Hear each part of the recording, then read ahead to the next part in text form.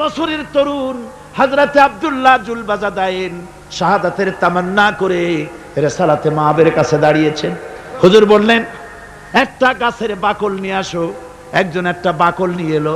রাসূলুল্লাহ ওই বাকলটা আব্দুল্লাহ জুলবাজাদাইনের হাতে লাগাই দিলেন। রাসূলুল্লাহ বললেন, আয় আল্লাহ, আমি আব্দুল্লাহর রক্ত কাফেরদের জন্য হারাম করে দিলাম। হযরত আব্দুল্লাহ বলছেন, ইয়া রাসূলুল্লাহ, আমি চাইছিলাম শহীদ হব, আর আপনি আমার রক্তটা হারাম করে দিলেন কাফেরদের জন্য।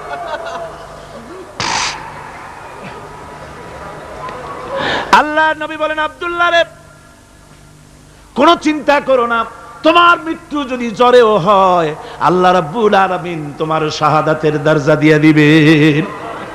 তাবুকের প্রান্তরে চলে গেলেন। কয়েকদিন ওই তাবুকের ময়দানে থাকায় রাসূলের কাছে খবর এলো আব্দুল্লাহ মারাত্মক জ্বরে আক্রান্ত হয়ে ইন্তেকাল করেছেন। রাসূলুল্লাহ বললেন, আমি জানাজা পড়াবো। হযরতে আব্দুল্লাহর জানাজা হলো গভীর রাত। কবরের ভিতরে একজন দাঁড়ায়া লাশ ধরার জন্য একজন কবরের ভিতরে দাঁড়িয়েছে। দুইজন লোকে লাশ নিয়ে আসতেছে। হযরতে বেলাল আলো উঁচু করে দাঁড়ায় ধরে আছে। অন্ধকার রাত, কবরের ভিতরে একজন দাঁড়ানো, লাশ নিয়ে এসেছে দুজনে। কবরের ভিতরে যিনি দাঁড়ানো তিনি বলছেন, এই লাশকে তোমাদের ভাইকে আদবের সাথে কবরে রাখো। কবরের মধ্যে যিনি দাঁড়ানো তিনি আর কেউ নয়, বিশ্বনবী মুহাম্মদুর রাসূলুল্লাহ সাল্লাল্লাহু আলাইহি ওয়াসাল্লাম। হযরতে রাসূলুল্লাহ বলতেছেন, আবু বকর, ওমর, তোমাদের ভাইকে আদবের সাথে কবরে রাখো, খবরদার বেয়াদবি করো না। কবরের মধ্যে আল্লাহ নবী আব্দুল্লাহ জুলবাজাদাইনকে নিজ হাতে শোয়াই দিয়া কবরের উপরে পাথর বিছিয়ে দিয়ে নবীজি বললেন, রব্বুল আলামিন, আজকের এই সন্ধ্যা পর্যন্ত আমি আব্দুল্লাহর প্রতি রাজি ছিলাম, তুমিও আব্দুল্লাহর প্রতি সন্তুষ্ট হয়ে যাও। হযরত ইবনে মাসউদ রাদিয়াল্লাহু তাআলা আনহু বলেন, আমি চিৎকার মেরে কেঁদে কেঁদে বললাম, আল্লাহ, আজকে যদি এই কবরে আব্দুল্লাহ না হয়ে আমি হতাম, আমার কিসমতটা ভালো হয়ে যেত। যুবকেরা, ও তরুণ মুসলমানেরা, তোমরাই রক্ত দিয়ে ইসলাম কায়েম করেছো। কে কায়েম করেছে ইসলাম? মুসলিম তরুণেরা, মুসলিম যুবকেরা, তোমাদের অবদান সব চাইতে বেশি। আজ মুসলমান যুবকদের চরিত্র নাই, মদ, জুয়া, জেনা, ব্যভিচার করে করে সর্বনাশ করে দেওয়া হলো। সরকারিভাবে, বেসরকারিভাবে, বিভিন্নভাবে যুবকদেরকে মিসগাইড করার জন্য মদ দেওয়া হয়, টাকা দেওয়া হয়, অস্ত্র দেওয়া হয়, সব দিয়ে যুবকদের চরিত্র নষ্ট করা হচ্ছে। অথচ যুবক হচ্ছে একটা জাতির মেরুদণ্ড। জাতির কি মেরুদণ্ড? এই মেরুদণ্ডকে ঘুণে ধরেছে, এই মেরুদণ্ড নষ্ট করার ব্যবস্থা করা হয়েছে। আমার মুসলমান ভাইয়েরা, হাদিস থেকে শোনো, বদরের প্রান্তরে যুদ্ধ হবে। রাসূলুল্লাহ সাহাবায়ে কিরামদেরকে রেডি করেছেন, কিন্তু এই যুদ্ধটা বড় মারাত্মক, এই জিহাদ বড় মারাত্মক। জিহাদ হবে, চাচার বিরুদ্ধে ভাতিজা জিহাদ করবে, বাপের বিরুদ্ধে সন্তান অস্ত্র ধারণ করবে, ভাইয়ের বিরুদ্ধে ভাই অস্ত্র ধারণ করবে। কোন জায়গা? বদর। কোন জায়গায়? বদর। মক্কা থেকে যারা আসতেছে সব চাচা, ভাই, মামু, খালু, এরা আসতেছে। আপন আপন লোকের আপন লোকের বিরুদ্ধে অস্ত্র ধারণ করবে। এটা কি সহজ? কোন এটা কি সহজ? রাসূলুল্লাহ যুদ্ধের কথা মানুষকে বুঝাচ্ছেন, একটু ইতস্তত করছেন।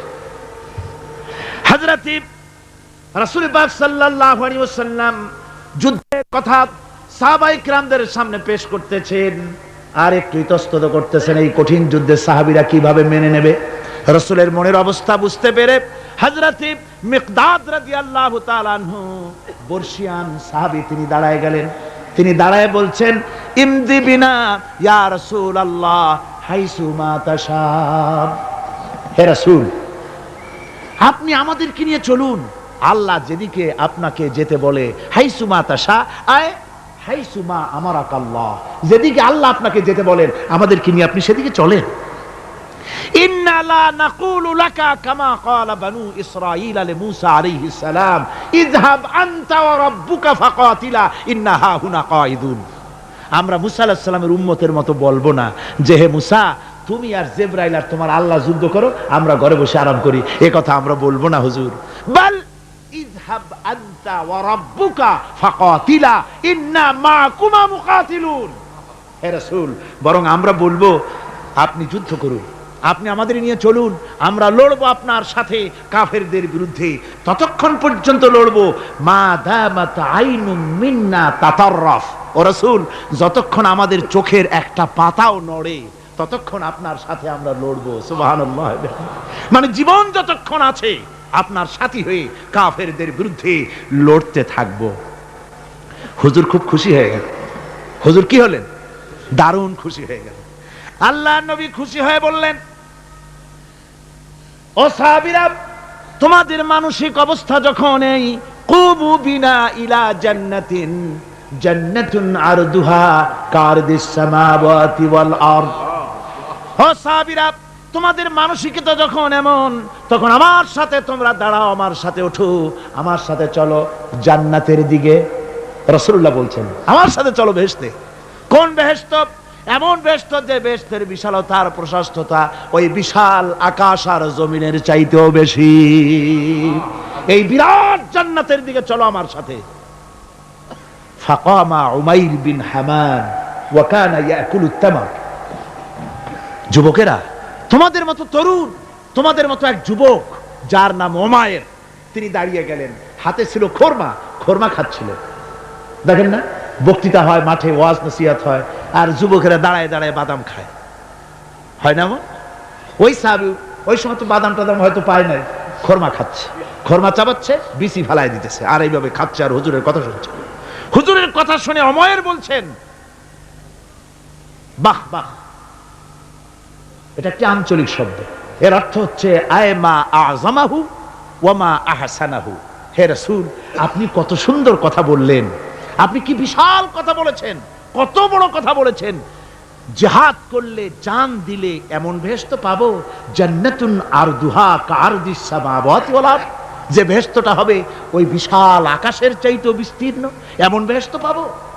ওয়াল্লাহি লাউ কুনতু হাইয়ান হাত্তা আকুলাহুন্না ইন্নাহা লাহায়াতুন তাওয়িলা। আল্লাহর কসম, আমি যদি হাতের সবগুলি খোরমা খেতে যাই তাহলে তো অনেক সময় লাগবে, বেহেশতে যেতে দেরি হয়ে যাবে, অনেক দেরি হয়ে যাবে বেহেশতে যেতে। ফারামা বিহিন্না, হাতের সবগুলি খোরমা তিনি ফেলে দিলেন। ও যুবকেরা, হযরত ওমর তোমার মতো যুবক খোরমা খাওয়া সহ্য করলেন না আল্লাহর জান্নাতে যাওয়ার লোভে। জান্নাতে যেতে দেরি হয়ে যাবে, আল্লাহর সঙ্গে দিদার করতে দেরি হয়ে যাবে, এই মনে করে হাতের খোরমাগুলি ফালায় দিলেন, জিহাদের ময়দানে ঝাঁপায়ে পড়লেন। হাদিস শরীফে এসেছে, উমাইর জিহাদ করে বেশ কিছু কাফেরদেরকে নিহত করে নিজেও শহীদ হয়ে গেলেন। রাসূলুল্লাহ বদরের শহাদাদের জানাজা করার সময় একজন সাহাবী বলে দিলেন, হুজুর, এই সেই উমাইর, আপনি যখন বেহেশতের কথা বলছিলেন, খোরমাগুলি খাওয়ার তর সহ্য হয় নাই বেহেশতে যাওয়ার জন্য, এই সেই উমাইর।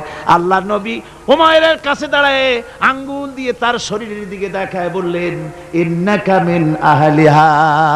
ও যুবক, যেই বেহেশতের জন্য খোরমা খাওয়ার সময় তুমি পাও নাই, আমি নবী সাক্ষী দিচ্ছি তুমি অবশ্যই সেই বেহেশতের অধিবাসী, ওই বেহেশত তোমার জন্য।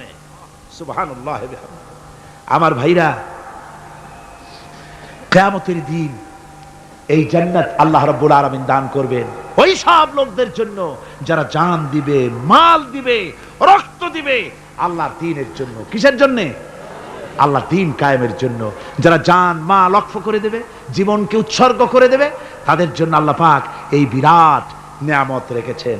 তরুণদের বলতে চাই, যুবকদের বলতে চাই, আর বাতিলের পেছনে ঘুরো না, আর তোমার ওই সব নেতাদের পেছনে ঘুরো না যারা নিজেরাও নামাজ পড়ে না, তোমাকেও নামাজের কথা বলে না। ওরা নিজেরা মিথ্যা কথা কয়, তোমরা টের পাও না? কি বলেন, টের পাওয়া যায় না? মারামারি করে নিজেরা আর বদনাম দেয় অপরের উপরে। চোখের সামনে যারা এরকম পারে, চোখের সামনে যারা এরকম পারে, তাহলে রাত দিন 24 ঘন্টা তাদের আমলটা কেমন? এদের পেছনে ঘুরে কোনো লাভ নাই। কোনো লাভ আছে? হ্যাঁ, একটা লাভ আছে।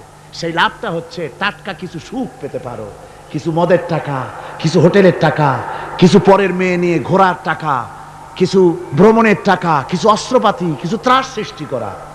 আর ত্রাস সৃষ্টি করবা, কয়টা অস্ত্রের মালিক হইছো? যুবক, তরুণ, বিপদগামী তরুণদের বলবো, সরকার অননুমোদিত অস্ত্র যাদের কাছে আছে, শুনে রাখো, এই অস্ত্র কাউকে ক্ষমা করে না। বলতে চাই ইসলামের পরিচয়। ইসলাম কি? আমাদের ধর্মের নাম কি?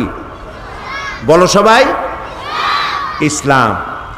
ইসলামের পরিচয় কি? ইসলামের 5টা খুঁটি আছে। যেমন এই শামিয়ানার কতগুলি খুঁটি আছে? খুঁটি যদি একটাও না থাকে তাহলে কি হবে কত? হ্যাঁ, পড়ে যাবে, তাই না? সবগুলি পড়ে যাবে। তাহলে খুঁটি দরকার আছে নাকি?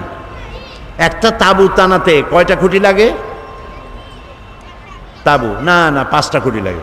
একটা তাবু টানাইতে 5টা খুঁটি লাগে। এখন 5টা খুঁটির একটা যদি কম হয় তাহলে তাবিটা কি সঠিকভাবে টানানো যাবে? হয় কোনা পড়ে যাবে, না হয় মাঝখানটা পড়ে যাবে, ঠিক না? তো ইসলামের জন্য আল্লাহ তাআলা 5টা খুঁটি বানাইছেন। ইসলামের খুঁটি কয়টা? 5টা। কি কি বলো তো?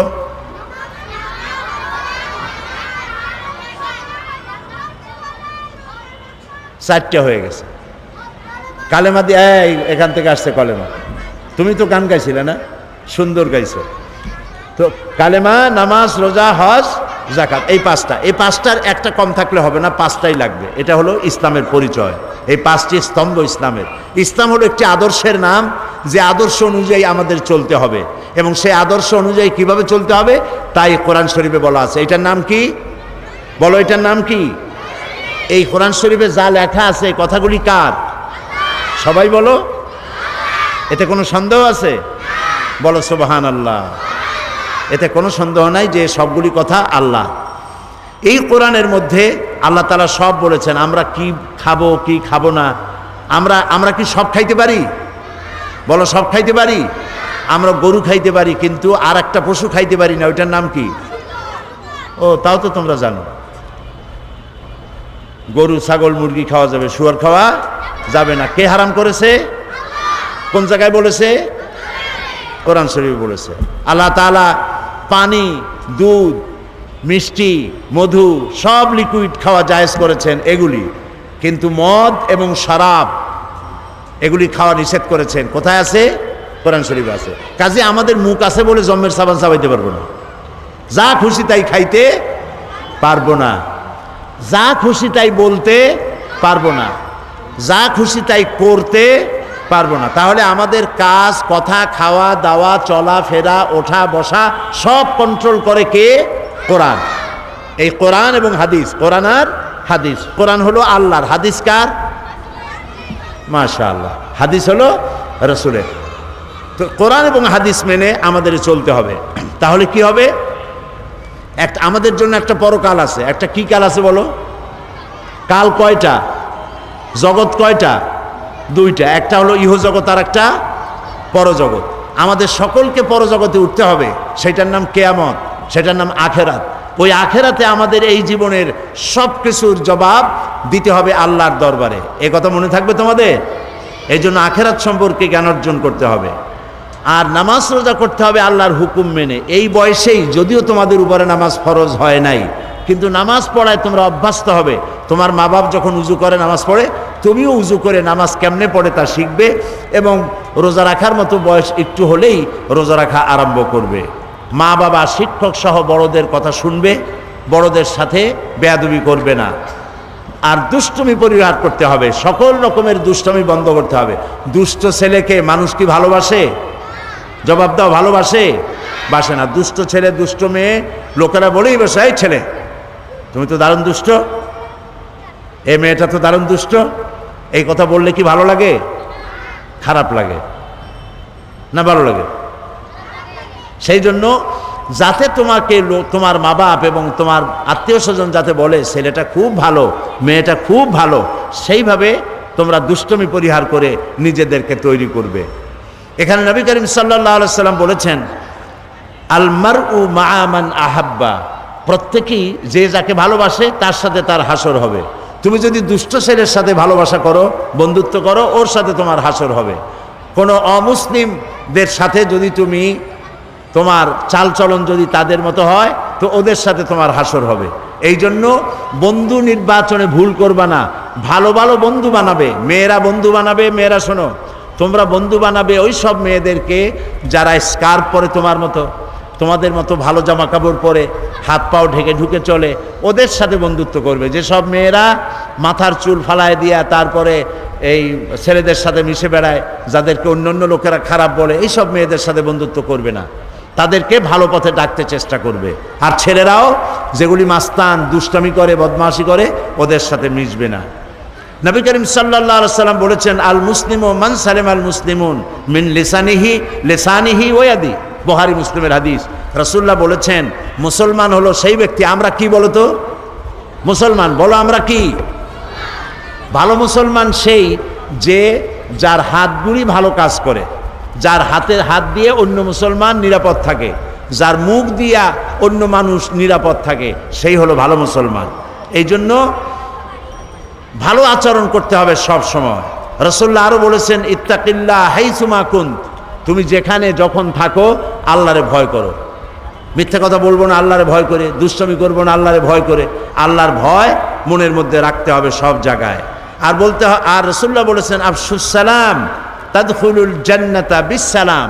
রাসূলুল্লাহ বলেছেন, মানুষকে সালাম দাও, মুসলমানদেরকে একজন আরেকজনের সাথে সালাম দাও। তোমরা কি সালাম বলো? বলো। মেয়েরা মেয়েদেরকে সালাম দিবে, ছেলেরা ছেলেদেরকে সালাম দিবে, পরস্পর পরস্পরকে সালাম দিবে। সালাম বলবে কি বলে? আসসালাম বলো, আসসালামু আলাইকুম ওয়া রাহমাতুল্লাহ। প্রত্যেক শব্দে 10 করে নেকি। প্রত্যেক শব্দে কয়টা নেকি? 10টা করে নেকি। কে দেবেন? আল্লাহ তাআলা দিবেন। দেখো ইসলামের কায়দাটা দেখো, ইসলাম কিন্তু সব থেকে ভালো। সব থেকে ভালো কোনটা? ইসলাম। অন্য ধর্মে কি বলে? অন্য ধর্মে একজনের সাথে আরেকজনের সাথে যদি দেখা হয় তাহলে বলে কি? গুড মর্নিং, গুড নাইট, তারপরে বলে শুভ সন্ধ্যা, শুভ সকাল।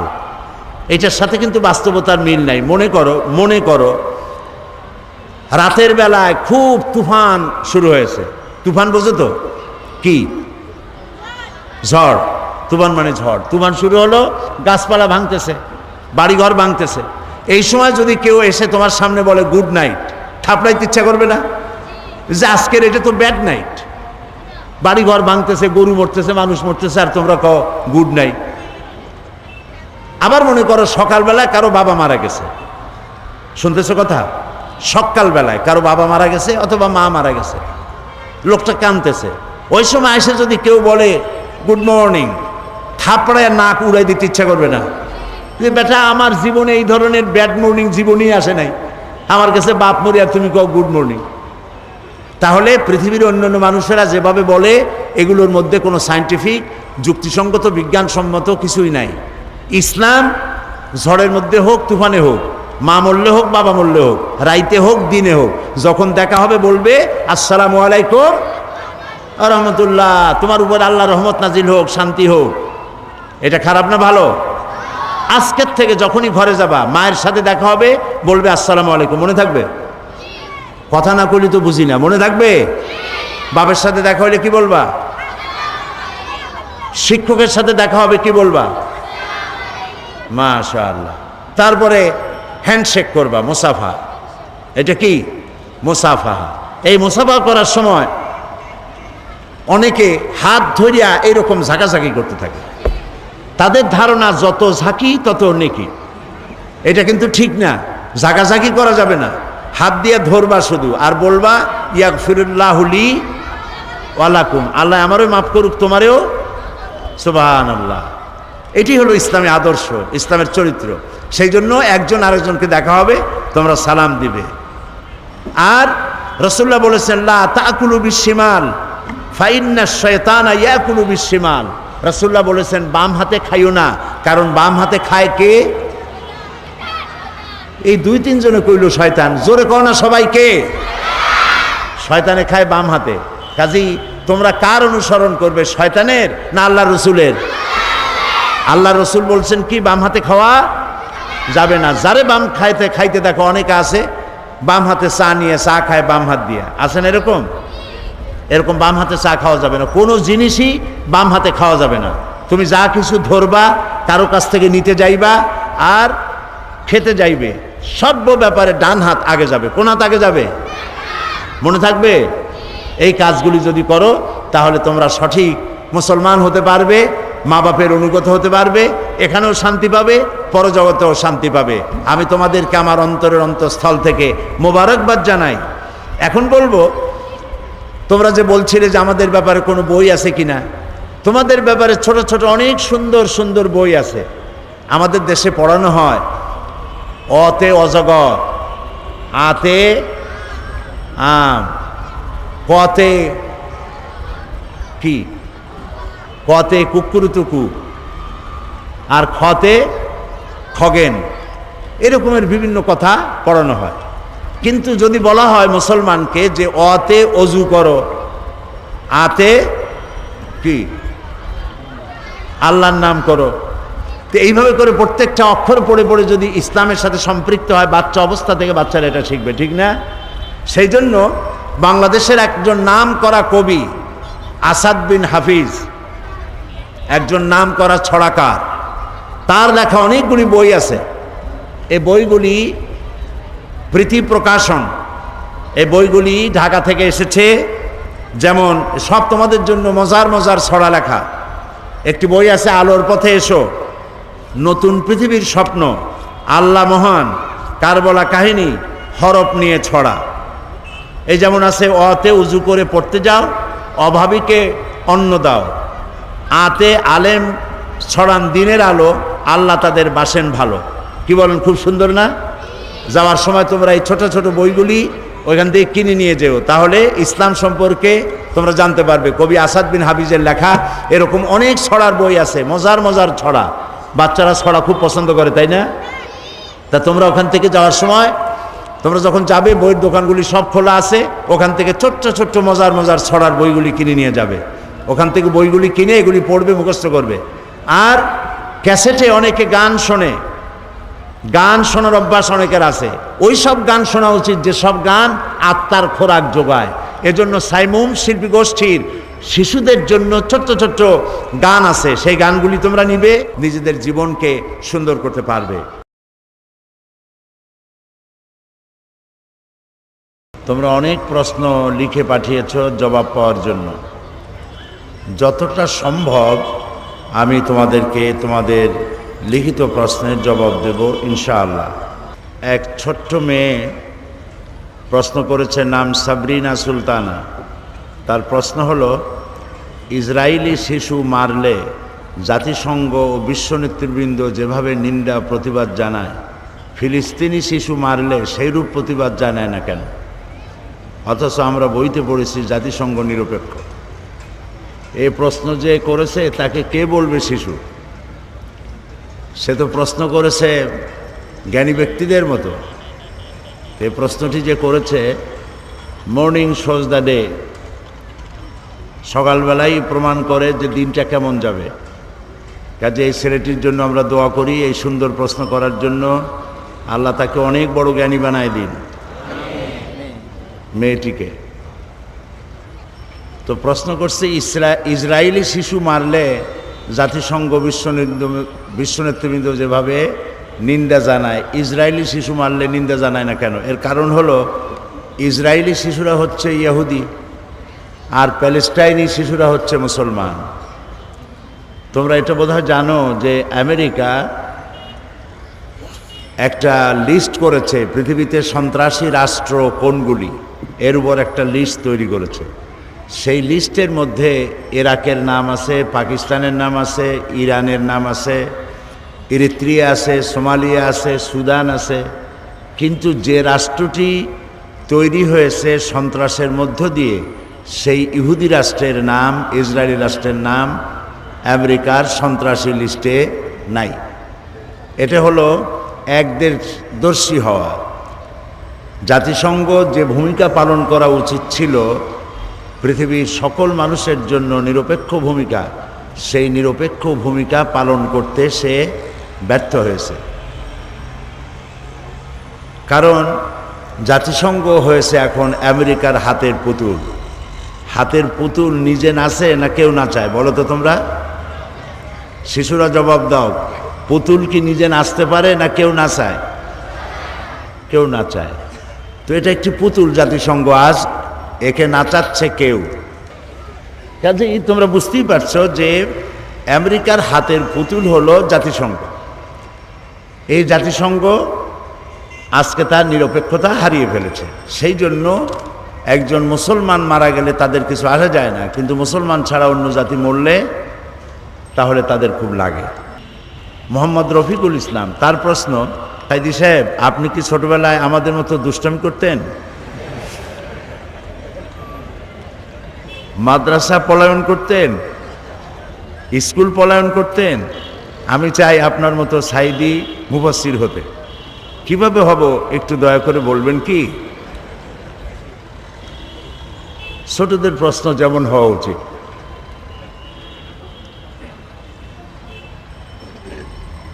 দুষ্টুমি করা ছোটবেলায় এটা কেউ বেশি করে কেউ কম করে। তো ছোটবেলায় কি ধরনের দুষ্টুমি করতাম তা তো আর আজ মনে নাই। যখন ছোট ছিলাম তখন কিছু দুষ্টুমি তো করতামই, তবে খুব বেশি না, এমন দুষ্টুমি করি নাই যাতে লোকেরা গালাগালি করবে। একটা দুষ্টুমির কথা মনে পড়তেছে এখন। শর্ষিরা মাদ্রাসায় সবে ভর্তি হয়েছি, ছোট আমি তখন। তো সেখানে তখন ছাত্র ছিল প্রায় 450-500-র মতো। আমাদের যে সভাপতি মৌলানা শামসুদ্দিন সাহেব, উনিও ওই মাদ্রাসার ছাত্র। আমরা একসঙ্গে লেখাপড়া করেছি, উনি আমার সিনিয়র ছিলেন। তারপরে ওইখানে ছাত্রদেরকে ফ্রি খাওয়ানো হতো, কোনো পয়সা নেওয়া হতো না। সেই জন্য তারা তরি তরকারি, যেমন মিষ্টি কুমড়া, চাল কুমড়া, তোমরা কি চাল কুমড়া বলো না কি কুমড়া বলো? হ্যাঁ, ঝাল কুমড়া। আচ্ছা, ওই মিষ্টি কুমড়া, চাল কুমড়া ইত্যাদি, মূলা, সিম, এগুলি যখন সিজন শেষ হয়ে যেত, যখন এগুলি গরুতেও খায় না, তখন আমাদেরকে এগুলি খাওয়ানো হতো। মানে এতগুলি মানুষ প্রত্যেক দিন দুবেলা খাওয়ানো, এ পয়সা মাদ্রাসা পাবে কোথায়? সেই জন্য এই সমস্ত তরকারিগুলি খাওয়ানো হতো। তা আমরা যে বোর্ডিংয়ে খাইতাম, সেই বোর্ডিংটা ছিল একটা খালের উপরে মাচা পেতে তৈরি করা ছিল একটা অংশ। মৌলানা শামসুদ্দিন সাহেবের নিশ্চয়ই ভারী মনে পড়তেছে। তো ওইখানে তরকারিগুলি সব স্তূপ করে থাকতো, বড় বড় কুমড়া, চাল কুমড়া ইত্যাদি, আর নিচে হলো খাল। তো এই কুমড়া খাইয়া বিরক্ত হয়ে যেতাম। আমরা কয়েকজনে বুদ্ধি করলাম কুমড়া কমাইতে হবে। তারপরে খাওয়া দাওয়া করে আসার সময় কেউ যাতে না দেখে, প্রত্যেকে পা দিয়ে গুতা মেরিয়া 3-4টা কুমড়া ভালাই দিতাম পানির মধ্যে। দুষ্টমি এরকম করতাম। তবে এমন কোনো দুষ্টমি করি নাই যে মানুষকে কষ্ট দেওয়া, মারধর করা ইত্যাদি। আর স্কুল মাদ্রাসা পলায়ন, এতে একটা মজাও আছে। স্কুল মাদ্রাসা ছোট্ট অবস্থায় পালাইয়া পরের দিন গিয়ে হাজির হইয়া মাস্টার জিজ্ঞেস করলো যে কেন আসো নাই? তখন হয়তো আমাদের কেউ কেউ বলতো যে মা বলেছেন আমার নাকি জ্বর হয়েছিল। তো এইভাবে দুষ্টমি চলত। এই দুষ্টমির ব্যাপারেও আমি আমার আলোচনার মধ্যে কথা বলবো ইনশাআল্লাহ। সাবের সিকদার, 8ম শ্রেণী, ফতেহাবাদ আদর্শ বালক উচ্চ বিদ্যালয়। আমাদের বর্তমান শিক্ষা ব্যবস্থায় ইসলাম সম্পর্কে জানার পর্যাপ্ত সুযোগ সুবিধা নেই। এ অবস্থায় আমাদের পাঠ্য বইয়ের পাশাপাশি কীভাবে ইসলামকে বিস্তারিতভাবে জানতে পারি? এটাও খুব ভালো প্রশ্ন। ইসলাম না জানলে তো বোঝা যাবে না, আর না বুঝলে তো মানা যাবে না। সেই জন্য ছোট্ট ছোট্ট বই আছে তোমাদের পাঠ্য বইয়ের পাশাপাশি, সেই সব বইগুলো তোমরা কিনবে, পড়বে, তাহলে তোমরা বুঝতে পারবে। জান্নাতুল ফেরদাউস প্রশ্ন করেছে, মা বাবার কথা না শুনলে আল্লাহ কি করবেন? মা বাবার কথা ছোট্ট অবস্থায় থেকে মানার অভ্যাস করা দরকার। তবে ছোট্ট অবস্থার অপরাধগুলি আল্লাহ ধরবেন না। যখন তোমরা একটু বড় হবে, তখন যদি কোনো অন্যায় করো, মা বাবার সাথে বেয়াদবি করো, সেটা ধর্তব্য হবে। তবে ছোটবেলা থেকেই মা বাপের অনুগত হওয়া প্রয়োজন, তাদের বাধ্যগত হওয়া প্রয়োজন। মা বাপ হলো সন্তানের সবথেকে বেশি কল্যাণকামী। আল্লাহর পরই সবথেকে কল্যাণকামী সন্তানদের জন্য, বাচ্চাদের জন্য কে বলতে পারো? বলো তো। মা বাপ। মিথ্যে কথা বললে আল্লাহ কি করবেন? মিথ্যে কথা বললে আল্লাহ শাস্তি দিবেন। আরেকটি প্রশ্ন, এর নাম নাই। প্রশ্ন তার, হযরত মুহাম্মদ সাল্লাল্লাহু আলাইহি সাল্লামের নাম শুনলে চোখে চুমু দিতে হয় কিনা?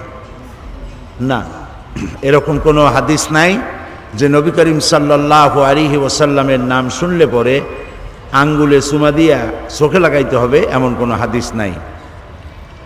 আজানের জবাব দেওয়া ওয়াজিব, কিন্তু জুমার খুতবার আজানের জবাব দিতে হয় কিনা? আজান যখনই শুনবে আজানের জবাব দিবে, আর জবাব দেওয়া কেউ বলেছেন ওয়াজিব, আর অনেকেই বলেছেন ওয়াজিব নয়, মুস্তাহাব। আমরা জানি যে কারো অনুপস্থিতিতে অন্যের কাছে তার দোষের কথা বলাকে গীবত বলে, কিন্তু অনেক নেতা বক্তব্য দেওয়ার সময় বিরোধী দলের দোষের কথা বলে। এটা কি গীবত বলে গণ্য হবে? সাংঘাতিক প্রশ্ন, তোমরা তো রাজনীতিবিদ হয়ে গেছো। কিছু কিছু গীবত আছে, গীবত মানে অন্যের অসাক্ষাতে তার দোষের কথা বলা। এটা এমন কিছু আছে যেগুলি বলা যায়। যেমন মনে করো একজনের একটা মেয়ে আর একজনের ছেলের সাথে বিয়ে হবে, ছেলেটার কিছু দোষ আছে, এমন দোষ, চারিত্রিক দোষ, এই কথা যদি মেয়ে পক্ষকে না জানানো হয় তাহলে ছেলেটাকে ফেরেশতা মনে করে বিয়ে দিবে এবং এর দ্বারা তার মেয়ে কষ্ট পাবে আর সংসার টিকবে না। অথবা মেয়েটির চরিত্র খারাপ, এই কথা যদি বরপক্ষকে না বলা হয় তাহলে এটাও ক্ষতিকর হবে। তো এই জাতীয় স্থায়ী কোনো ক্ষতি হতে পারে এমন কোনো কথা কারো অসাক্ষাতে অন্যকে জানিয়ে তাকে সতর্ক করা জায়েজ আছে। কাজেই বিরোধী দলীয় লোক যারা বা সরকার দলের লোক যারা, শুধু বিরোধী দলের নিন্দা কেন, বিরোধী দলও তো সরকারের নিন্দা করে, তার অসাক্ষাতেই করে। আবার সরকারি দল বিরোধী দলের অসাক্ষাতেই তাদের নিন্দা করে। সরকার যদি কোনো অন্যায় করে তাহলে বিরোধী দলের পক্ষে এটা বলা, সেই অন্যায় কাজ মানুষের সামনে তুলে ধরা আর গঠনমূলক সমালোচনা করা, এটা গীবতের পর্যায়ে পড়বে না, গুনার পর্যায়ে পড়বে না, যদি তা বস্তুনিষ্ঠ হয়। আর বিরোধী দলের যে সমস্ত খারাপ কাজ আছে সেই খারাপ কাজগুলি বলে মানুষকে তাদের থেকে সতর্ক করার জন্য বস্তুনিষ্ঠ সত্য কথা বলা যায়, কিন্তু মিথ্যা অতিরঞ্জিত করে কোনো কথা বলা জায়েজ নেই।